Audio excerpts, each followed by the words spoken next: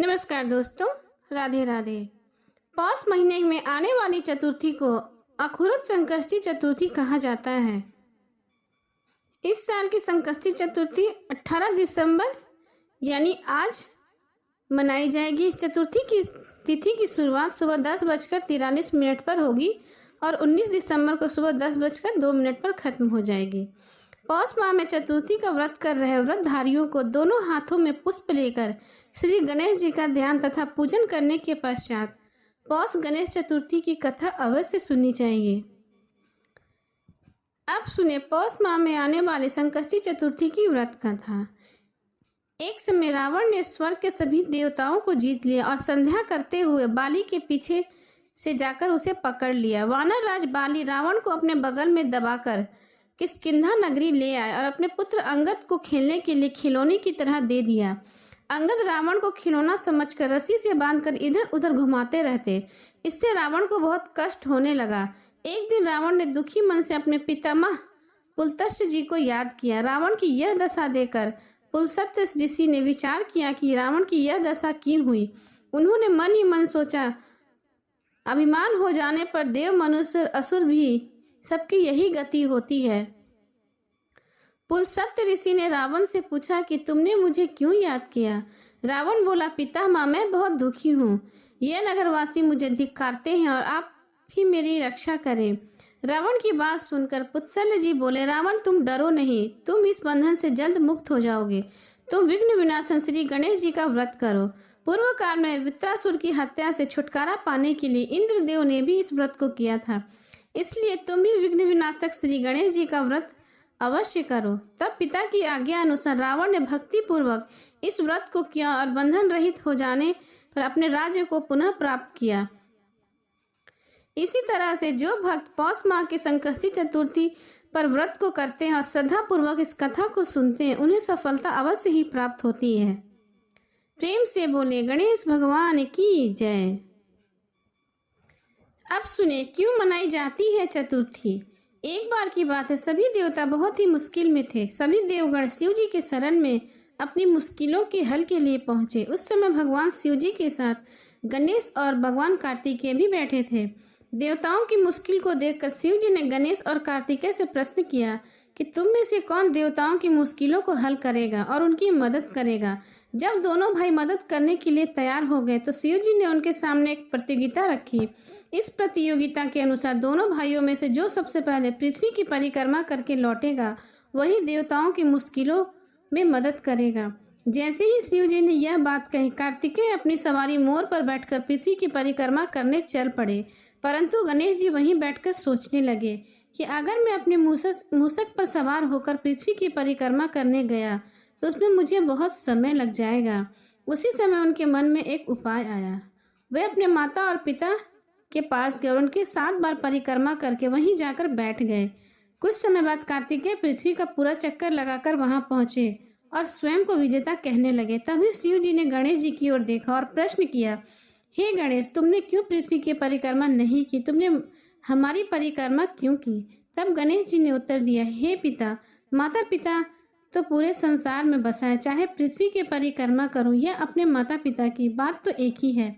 यह सुनकर भगवान शंकर बहुत खुश हो गए और गणेश जी को सभी देवताओं की मुश्किलों को दूर करने की आज्ञा दे दी। साथ ही शिव जी ने गणेश जी को यह भी आशीर्वाद दिया कि कृष्ण पक्ष की चतुर्थी और शुक्ल पक्ष की चतुर्थी जो भी व्यक्ति तुम्हारी पूजा और व्रत करेगा उसके सभी दुख दूर होंगे और भौतिक सुखों की उन्हें प्राप्ति होगी।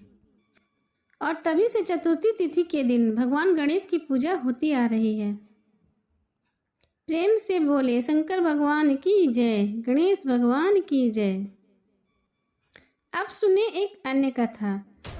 कथा के अनुसार महाराज हरिश्चंद्र के राज में एक नगर में कुम्हार रहा करता था। एक बार जब उसे बर्तन बनाकर आवा लगाया तो आवा नहीं पका।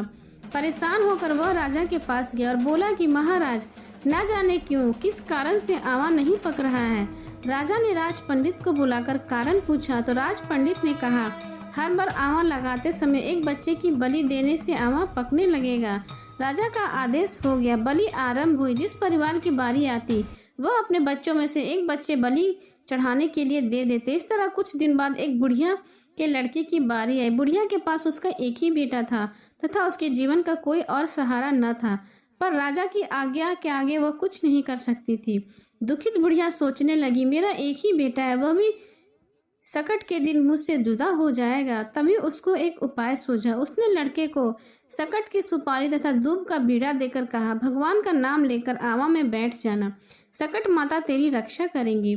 सकट के दिन बालक आवा में बैठा दिया गया और बुढ़िया सकट माता के सामने बैठकर पूजा प्रार्थना करने लगी। पहले तो आवा पकने में कई दिन लग जाते थे, पर इस बार सकट माता की कृपा से एक ही रात में आवा पक गया।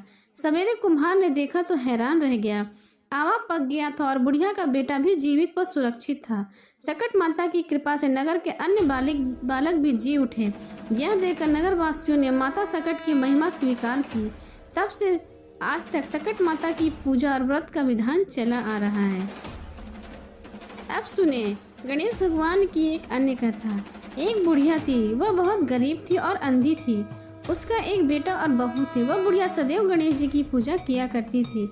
एक दिन गणेश जी प्रकट होकर उस बुढ़िया से बोले, हे बुढ़िया माँ, मैं तुम्हारी पूजा पाठ से बहुत प्रसन्न हूँ, तुझे जो इच्छा है सो मांग ले। बुढ़िया बोली, मुझसे तो मांगना नहीं आता, और क्या मांगू? तब गणेश जी बोले, अपने बेटे बहू से पूछ कर मांग ले। तब बुढ़िया ने अपने बेटे से कहा, गणेश जी कहते हैं तू कुछ मांग ले, बता मैं क्या मांगू? पुत्र ने कहा, माँ तू धन मांग ले। बहू से पूछा तो बहू ने कहा, नाती मांग ले, पोता मांग ले। तब बुढ़िया ने सोचा कि यह तो अपने मतलब की बात कर रहे हैं। अंत उस बुढ़िया ने पड़ोसी से पूछा तो उसने कहा, बुढ़िया ना तू थोड़े दिन जिएगी, तू क्यों धन मांगे और क्यों नाती मांगे? तू अपनी आंखों की रोशनी मांग ले, जिससे तेरी जिंदगी आराम से कट जाएगी।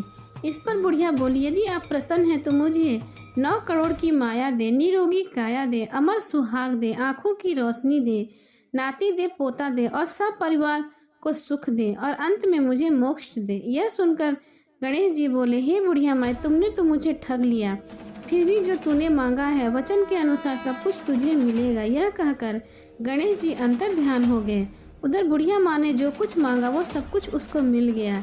हे गणेश महाराज, जैसे तुमने उस बुढ़िया माँ को सब कुछ दिया वैसे ही सबको देना। प्रेम से बोले गणपति महाराज की जय।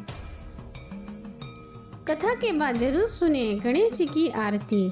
सुख करता दुख हरता वार्ता विघ्नाची, नुरवी पूर्वी प्रेम कृपा जयाची, सर्वांग सुंदर उठ सिंदूराची, कंठी झलके माल फुक्ता फलाची। जय देव जय मंगल मूर्ति, दर्शन मात्रे मनोकामना पूर्ति। जय देव रत्न खचित भरा तुझ गौरी कुमरा, चंदानी ओटी कुमकुम केसरा, हीरे जड़ित मुकुट शोभा तो बरा, रुंझनी नुपुरे चरनी घाघरिया। जय देव जय मंगल मूर्ति, दर्शन मात्रे मनोकामना पूर्ति। जय देव लंबोदर पीतांबर फनिवारे वंदना, सरल सूंड वक्रतुंड त्रियणा, दास रमाचा वाटे पाहि सदना, संकट पावे निर्वाणी रक्षावे, सुरवर वंदना। जय देव जय मंगल मूर्ति, दर्शन मात्रे मनोकामना पूर्ति। जय देव सिंदूर लाल चढ़ायो अच्छा गजमुख को, दो निंदाल मिजारे सुतहारी घर को, हाथ लिए लड्डू साईं सुरवर को, महिमा कहे न जाए लागत हूँ पद को। जय देव जय मंगल मूर्ति, दर्शन मात्रे मनोकामना पूर्ति। जय देव प्रेम से बोलिए गणेश भगवान की जय।